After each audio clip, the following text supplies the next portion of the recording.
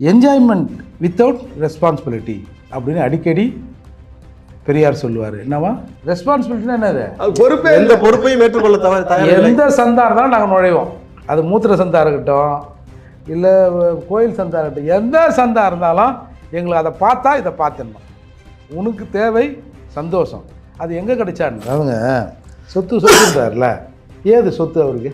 அவங்க அப்பா அம்மா என்ன வேலை செஞ்சாங்க கேளுங்க. என்ன வேலை செஞ்சாங்க? ஏங்க அந்த கடையிலே அந்த காலத்திலேயே அவங்க வந்து ஜமீன் மாதிரி வாழ்ந்தவங்க. என்ன பெரியார் குடும்பம் வந்து லேஸ்பட்ட குடும்பம் இல்லை. அந்த குடும்பத்துல வந்து அந்த காலத்திலேயே பிரிட்டிஷ்காரன்ல இருந்து அவ்வளவு பேரும் அவங்க வீட்டுக்கு வந்துட்டு போன குடும்பம். இதுதான் பாயிண்ட். சர்க்கரையும் இனிக்கும், கருப்பு இனிக்கும், உங்களுக்கு இனிப்பு தானே தேவை. உங்களுக்கு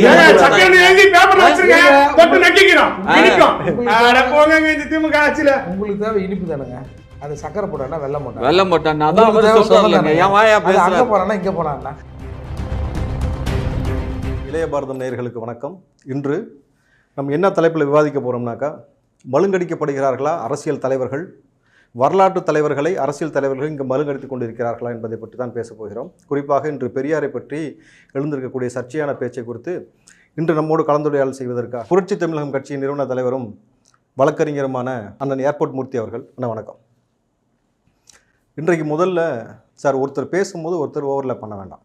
அப்போ தான் கருத்து வந்து மக்களுக்கு போய் சேரும். ஏன்னா நீங்கள் பேசிகிட்டு இருக்கும்போது டப்புன்னு மைக் ஆஃப் பண்ணுறதுக்கு இது சட்டமன்றம் கிடையாது, நான் சபாநாயகரும் கிடையாது. சரிங்களா?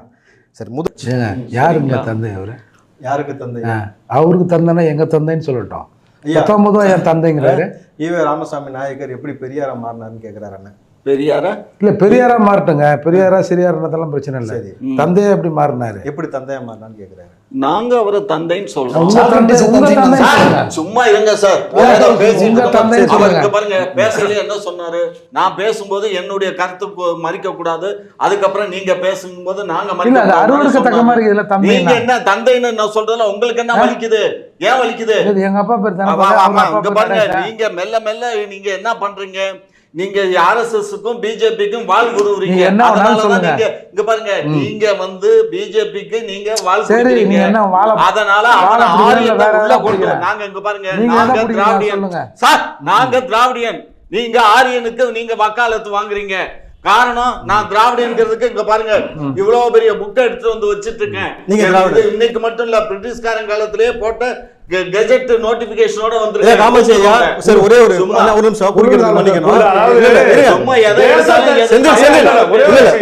இல்ல ஆரம்பத்திலே சொன்னா உங்களுக்கு அந்த நேரத்துல நீங்க பேசுங்க. ஐயா, தேச தந்தைனா மகாத்மா காந்தியே சொல்றாங்க. தேசத்துக்கு தந்தை. இவர் யாருக்கு தந்தை சொல்ல மாட்டீங்க? யாருக்கு தந்தை? ஐயா ஒரு நிமிஷம் இருங்க. சும்மா என்ன பேசுறீங்க? இது என்ன கொலாய் சண்டையா? அதுதான் சொன்னேன், யாரும் பேச வேண்டாம். கொலாய் சண்டை போறதா இருந்தா நான் எந்திரிச்சு போயிடுவேன். எனக்கு தேவை. ஐயா, நானும் அப்பா இல்லையா மைக் ஆஃப் பண்றது?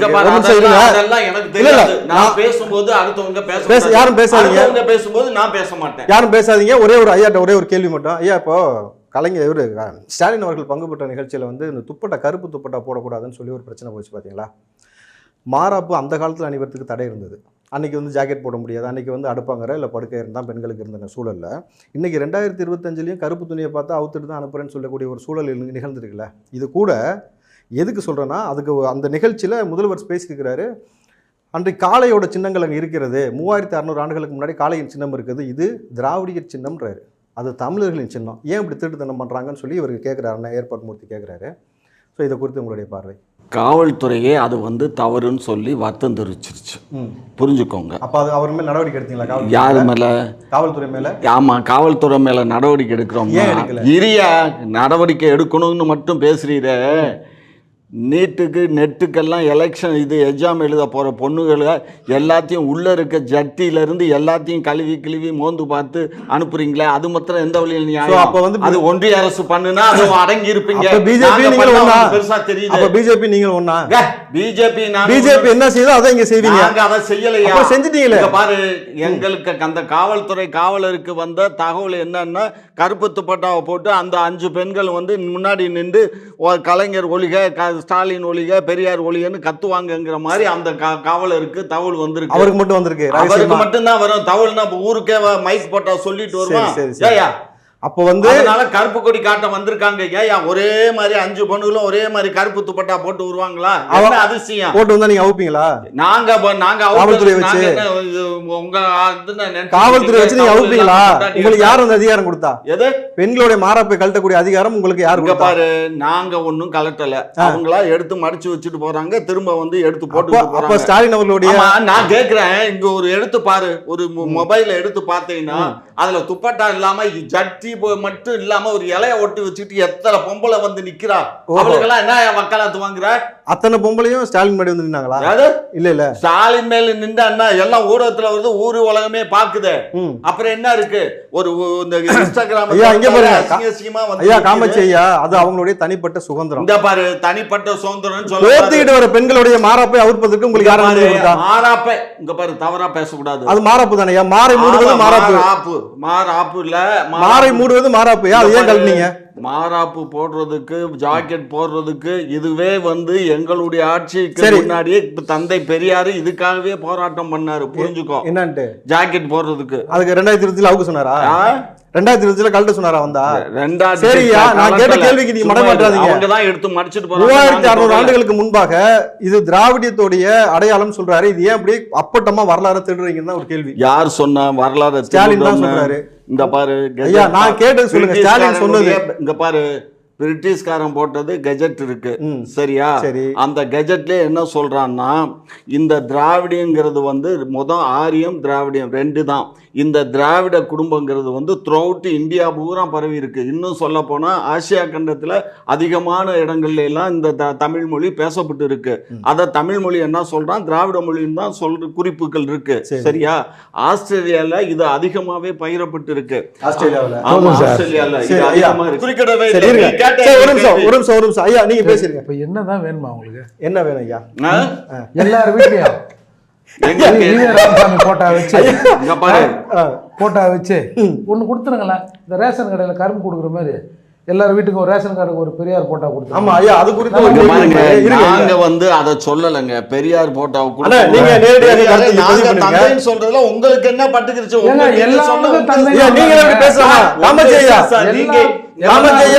நீங்க சொல்லணும்னு அவசியம் இல்லங்க. நாங்க சொல்றோம், எங்களுக்கு ஏற்புடையது. உங்களுக்கு ஏற்படலைன்னா உங்களை நாங்க கட்டாயப்படுத்தல. உங்க மேல எஃப்ஐஆர் போட்டு நீங்க வரம்பு மீறீங்க ஐயா. காமச்சேரியாவுக்கு என்ன இது மலக்காடு பண்றோமா? நீங்க வரம்பு மீறீங்க. அவர் கொடுக்கப்பட்ட நேரத்தில் நீங்க கோவப்படாதீங்க. அவர் தானே என்ன பார்த்து கேள்வி கேட்டாரு. உங்களை பார்த்து கேட்கல, பொதுவா கேட்கிறார். நீங்க சொல்லுங்க. போதுமா? அதாவதுங்க, ராமசாமி நாயகர் என்னைக்கோ செத்து போயிட்டாருங்க. அந்த ஆளையா நம்ம தோண்டி திருப்பி ரீபோஸ்ட்மார்ட்டம் பண்ணுறோம். கொண்டாந்து எங்கள் மேலே நீங்கள் திணிக்கிறீங்க. அதுதான் பிரச்சனை சார். உங்களுக்கு நல்ல பெருசுன்னு நீங்கள் சொல்லிங்க சார், அதை எங்ககிட்ட வந்து காட்டாதீங்கன்றோம். வரலாறு உங்களுக்கு வரலாறு பெருசு என்னையா வரலாறு? அவர் சொல்றதுதான் வரலாறு, நாங்க சொல்றதெல்லாம் அப்ப சாவக்கடா என்ன பேசுறேன் ஐயா? தண்ணி குடிங்க கொஞ்சம். தண்ணி குடிக்க வேணாம், நாங்க ஏற்கனவே தண்ணி போட்டுட்டு தான் வந்திருக்கோம். சூப்பர். திமுக இப்ப 2 மணிக்கு முன்னாடியே கடை திறந்துச்சுங்கிறத நிரூபிக்க வேணுமா? பெரியார் இல்லைன்னா இங்க ஒருத்தனமே படிச்சிருக்க முடியாது. நாங்க தான் உங்களுக்கு கோமணத்தையே கட்டணும் அப்படின்னு சொல்றாங்க. 1912 தமிழ்நாட்டில் சென்னையில் ஒரு 40 கார்பரேஷன் பிரைமரி ஸ்கூலை தொடங்குறாங்க. 1848 மகாத்மா ஜோதிலால் பூலே இருக்கார்ல, அவரோட மனைவி பூனேவில் பெண்கள் படிப்பதற்கான முதல் ஸ்கூலை தொடங்குறாங்க. எப்போ? 1848. 1837 சென்னை கிறிஸ்துவ கல்லூரி தொடங்கப்படுகிறது. 40 Presidency College, 1914 Queen Mary's, 15 Women's Christian College, 1925 Loyola College, 46 Vivekananda College, 47 Pachaiyappan கல்லூரி. இதில் எங்கே வந்து பெரியார் திறந்து வச்சாரு? சொல்லி முடிஞ்சு சொல்லுங்க என்ன. இப்போ பெரியார் இங்க வந்தாரு எங்களை படிக்க வைக்கன்னு கேட்கிறாரு. இதை குறித்து வழக்கறிஞர் பேசட்டும். இதை குறித்து வழக்கறிஞர் டிபேட்டே முடிச்சிருவோம். பார்ப்பனர் கையில் மட்டும்தான் பத்திரிக்கை இருந்துன்னு சொல்லி சொந்த காசுல தினத்தந்தி சிவந்தியாத்திரி இடம் வாங்கி கொடுத்தது பெரியார். ஒரே ஆண்டு முடிச்சிடறேன். ஒரே ஆண்டுல பெரியார் எதிர்த்து எழுதுனாங்க. அப்போ சொன்னார், என்னை விமர்சிக்கும் அதிகாரத்தையும் நான் தான் அவனுக்கு கொடுத்தேன்னு போய் சொல்கிறாருன்னு. அண்ணன் ஏர்போர்ட் மூர்த்தியை பேச வைத்ததும் தந்தை பெரியார் என்ற ஒரே அதுக்கு முன்னாடி எங்க அப்பா ஊமையா இருந்தாரு, எங்க தாத்தா பிறவிலே ஊமையா இருந்தாரு, கருத்துக்களை பேசுறது பெரியாருங்க. எல்லாமே கோமணத்தை கட்டிட்டு வயல்வெளியில உழுதுட்டு கிடந்தீங்க. சும்மா இருங்க. யார் பள்ளிக்கூடத்துல போய் படிச்சு உத்தியோகத்துக்கு வந்தீங்க? எம்பவர்மெண்ட் ஆக்குறது பெரியார். ஆனா நீங்க பேசணும். ஒரு நிமிஷம் ஒரு காமாட்சி ஐயா, நீங்க திரும்ப திரும்ப குறுக்கிடுறீங்க. நீங்க தான் மூத்த முன்னோடி, நீங்க தான் உதாரணமா இருக்கணும்.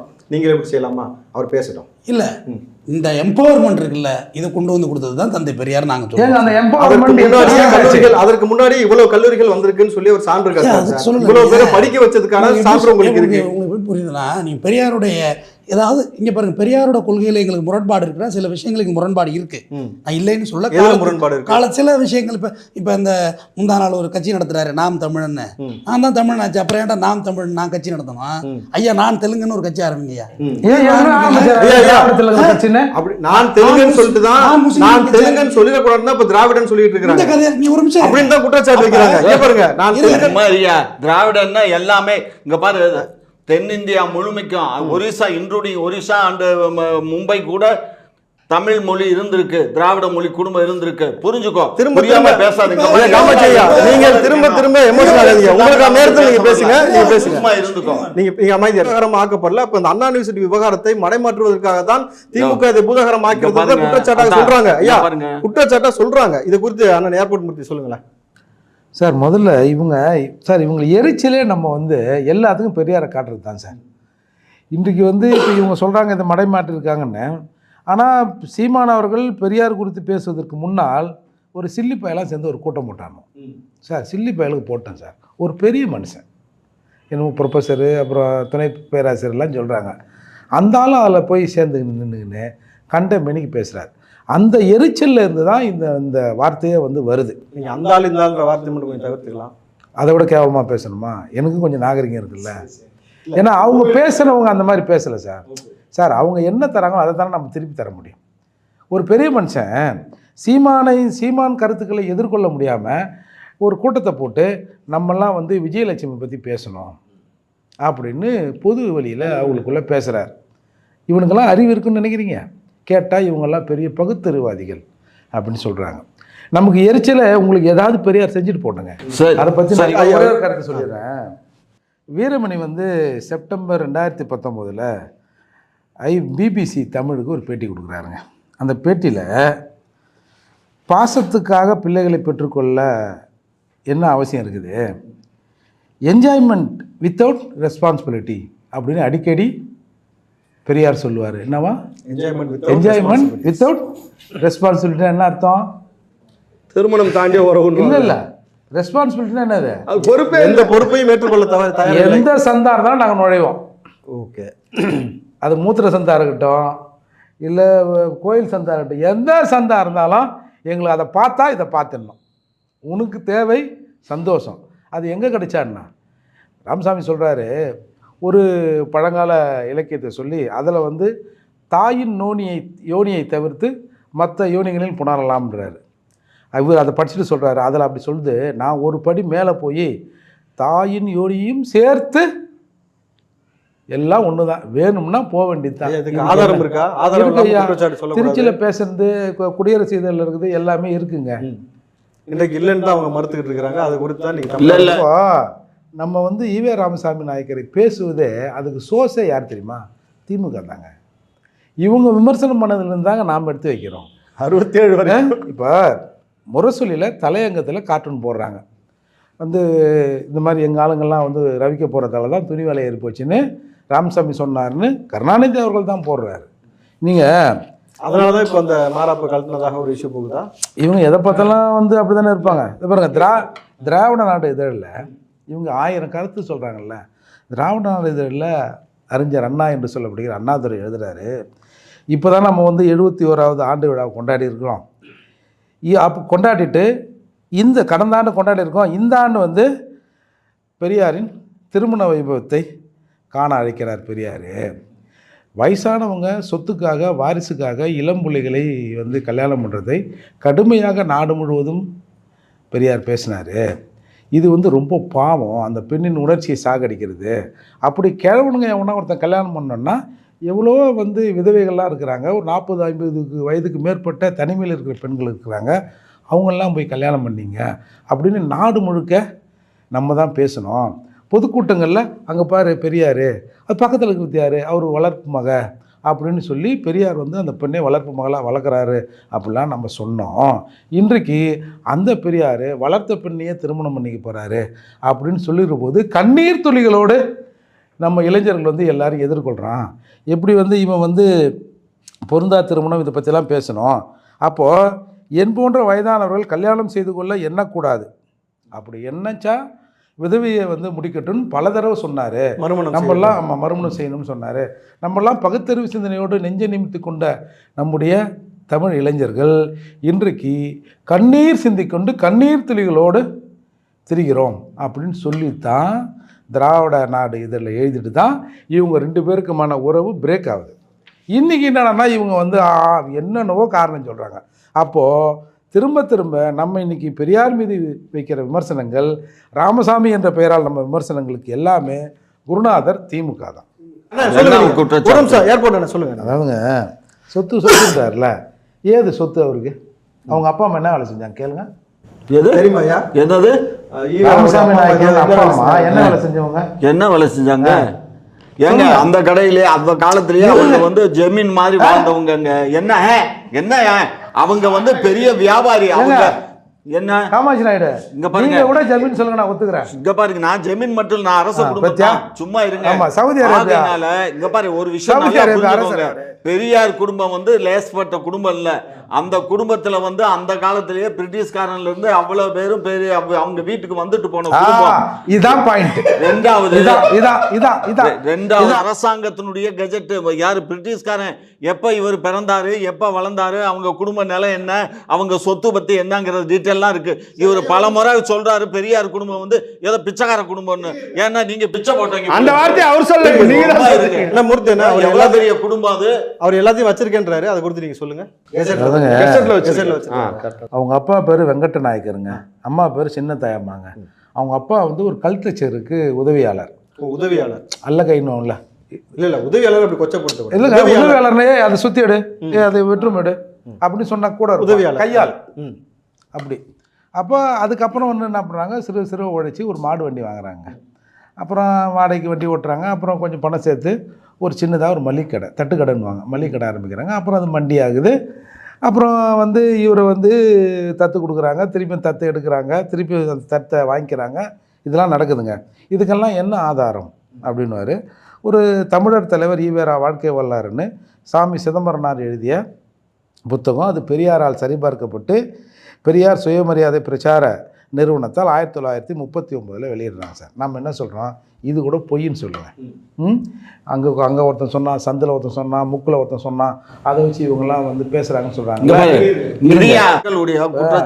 காமாட்சி நாயுடு அவர்கள் சொன்னார், இந்த மாதிரி பெரியார் அங்கே போனால் இங்கே போனால் காசு வாங்குவார், 25 காசு வாங்குவார், 4 நாள் வாங்குவார், கையெழுத்து போடக்கூடாது, நான் கூட காசு கொடுத்தா கூட்டமே விட்டேன் அப்படிலாம் சொல்கிறாருல்ல. 1950 இப்போ நம்ம 8 கிராம் ஒரு சவரன்றோம்ல, அப்போ 10 கிராம் ஒரு சவரன். ஒரு சவரனோட விலை 99 ரூபா, 99 ரூபா. அப்புறம் 53 77 ரூபா ஆகுது, 60 112, 73 243 ரூபா ஒரு சவரன் 10 கிராம், 74 369 ரூபா. ராமசாமி நாயக்கர் என்று சொல்லப்படுகிற இவர்கள் வழிகாட்டி தன் வாழ்நாளில் அவர் இறக்கும்போது அவருடைய சொத்து மதிப்பு 125 கோடி. என்ன சொல்றீங்க, உண்மையா? இல்லைன்னு சொல்லுங்க. 125 கோடி கோடி எப்படி வந்தது? 4 நாள் 50 காசு, 4 நாள் வாங்கியா? என்னையா இவ்வளவு பெரிய சொத்து இருக்காரு? இன்னைக்கு அந்த நம்ம பூந்தமல்லி ஹைரோட்ல அந்த இடம் தினத்தந்திக்கு யாரு கொடுத்தா? பெரியார் தான் கொடுத்தாரு. அதுக்கு பின்னாடி இருக்கக்கூடிய அந்த எப்படி அவருக்கு அவ்வளவு சொத்து பெரிய மனுஷன் மாதிரி பேசுறாரு பாருங்க. 125 கோடி. அந்த அவர் சாகும்போது 1973 அவரோட சொத்து மதிப்பு 125 கோடி. ஆமா, அன்றைக்கு 125 கோடினா இன்னைக்கு 10,000 கோடிக்கு சமம் ஐயாது. இது எப்படி தெரியுமா வந்தது? இது ஒரு கதை இருக்கு, கதை இருக்கும் எல்லாம். அத கதை நல்லா கேட்டுக்கோ, கதை.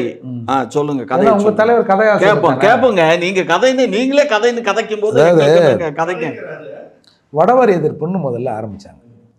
சும்மா ஒரு 4-5 வடக்கத்துக்காரன் கடை முன்னாடி போய் தகராறு பண்ணுறது, கடையை மூடுறான்றது, சைனா பஜாரில் போய் வடகத்திக்காரன் கடை வச்சுருக்கான் அப்படின்னு பிரச்சனை பண்ணுறது. இப்படிலாம் நடந்த போராட்டங்களில் தமிழகம் முழுக்க 556 பேர் கைதாகிறார்கள். எவ்வளோ பேர்? 556. ஆமாம், கொஞ்ச நாள் தான் அது. அதுக்கப்புறம் இந்த வடவர் எதிர்ப்பு, அப்போ தான் இந்தி எதிர்ப்பு வருது. உடனே அங்கங்கே போய் செவுத்தில் இருக்கிற இந்தியெல்லாம் போர்டெல்லாம் அழிச்சிடறான். இந்த ஆள் பார்த்தா அது வன்முறையாக போய் நடந்துருமே போல இருக்குன்னு சொல்லிட்டு உடனே டகால்னு பிராமணல் கடை எதிர்ப்பு போராட்டம், இப்படி வடவர் எதிர்ப்புலேருந்து டக்குன்னு ஒரு ஜம்ப் வந்து பிராமண எதிர்ப்பு. பிராமணால் ஹோட்டல் முன்னாடி ஆர்ப்பாட்டம், அது ஏதோ கஃபேன்னு இருந்தது, அப்போ போட்டு ஆர்ப்பாட்டம் பண்ணான்றாங்களே. இந்த கேப்பு தாங்க அந்த 125. நீங்களா சரி ஐயா, இதெல்லாம் இடைக்கு இடை நாணயம் வாங்கி ₹1 ₹2 வாங்கி கல்யாணத்துக்கு போய் காசு வாங்கிலாம் வந்து 125 ரூபா வந்துருக்கு. ஏன் சேர்க்க முடியாது? ஏன் சேர்க்க முடியாது? இடங்களை வாங்கி போட்டாரு, இடங்களுடைய விலை அதிகமாச்சு. இப்போதாங்க இடம் வாங்கி போட்டாங்க சொல்கிறேன் சார். பொதுவாகவே பேசுவேன் சார். இப்போ சொல்கிறாருல்ல, இவனுங்க அங்கே கட்டானுங்க இங்கே கட்டானுவா, இதெல்லாம் பொய்யின்றாங்கல்ல. இப்போ தமிழ்நாட்டில் இருக்கிற பல பெருந்தகைகளின் எழுத்துக்கள், பேச்சுக்கள், நூட்கள் எல்லாம் அரசுடைமை ஆக்கியிருக்குல்ல. ராமசாமி நாயக்கர் என்ன பேசுறாரு, என்ன எழுதினாரு, அரசுடைமை ஆக்கிடுங்க. போட்டு பார்த்துக்கிறோம். எப்பா பெரியார் இதை சொன்னாரா, ராமசாமி இதை சொன்னாரா அப்படின்னு நாங்கள் பார்த்துக்கிறோம். ஏன் ஆக்கி விட்டுருங்களேன். ஆதாரம் இல்லாமல் பேசுகிறாங்கன்னு சொல்கிறாங்கல்ல, ஆதாரம்லாம் அந்த வீரமணிக்கிட்ட இருக்கு, அதை வாங்கி அரசுடைமை ஆக்கிடுங்க. அப்போ இந்த டிபேட்டே வராது இல்லை. இறுதியாக ஒரு விஷயம் நீங்கள் சொன்னீங்க, இதில் அண்ணன் நீங்கள் நிறைவான கருத்தை நேற்று முதல்ல இந்த பொங்கல் பை கொடுக்குற விழாவில் அந்த தொகுதி எம்எல்ஏவும் அமைச்சருமான ஒருத்தர் புறக்கணிக்கப்பட்டிருக்கார். அப்படியா? ஆமாம், அவர் இல்லாமல் தான் வந்து அந்த நிகழ்ச்சியை பண்ணாங்க சைதாப்பேட்டில். அதெல்லாம் அவங்களுக்குள்ள 1000 பிரச்சனை இருக்கும். அது ஒன்றும் நீ கேள்வி எழுப்பிடுவோம், நீ யோகினா 2 பேரும் கேட்டுக்கிறானா, சரி 2 பேரும் யோகி இல்லை, விஷயத்தை விடுவோம்பா அப்படின்னு கூட போயிடுவாங்க. இந்த பொங்கல் பையை பொறுத்த வரைக்குங்க நான் உண்மையிலே மகிழ்ச்சி அடைகிறேங்க. இவங்களுக்கு 1000 ரூபா தராத்து, இந்த 100 ரூபா பொருளை கொடுக்குறது நான் உண்மையிலே மகிழ்ச்சி அடைகிறேன். ஏன்னா தமிழரின் திருநாளை தமிழன் பிச்சை எடுத்து தான் கையேந்தி தான் கொண்டாட நிலை இருந்ததில்ல. டேய், உன்னால் முடிஞ்சால் உன் பண்டிகை கொண்டாடு, இல்லைன்னா கவுந்தடிச்சு படுறான்னு இன்றைக்கி அரசு விட்டதில்ல. உண்மையில் அரசுக்கு ஒரு நன்றி. என்னோட முதல் பண்டிகையை கூட நான் வந்து ஒருத்தங்கிட்ட கையேந்தி கொண்டாடுற கேவலமான நிலையில் நான் இருக்கிறேன் என்பதை இந்த மக்கள் உணர்ந்து கொள்கிற தருணம் இதுதான். அதனால் அரசுக்கு நன்றி. உங்களுடைய பொன்னான கருத்துக்களை பதிவு செஞ்சதற்கு நன்றி ஐயா.